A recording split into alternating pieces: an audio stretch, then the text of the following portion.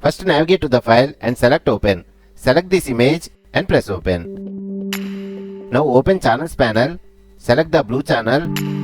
Make a copy of it by drag and drop it to the plus icon below. Then open the image, adjustments and choose levels. Here you can adjust both shadow and highlight input levels like this. Press OK. Now take the brush tool, change the foreground color to black, adjust the hardness to 100% and paint on darken area like this.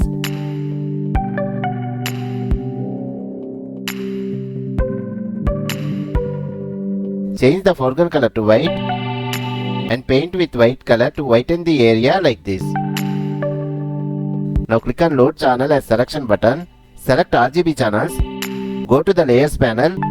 Open select and choose inverse. Now add a layer mask and see the final result.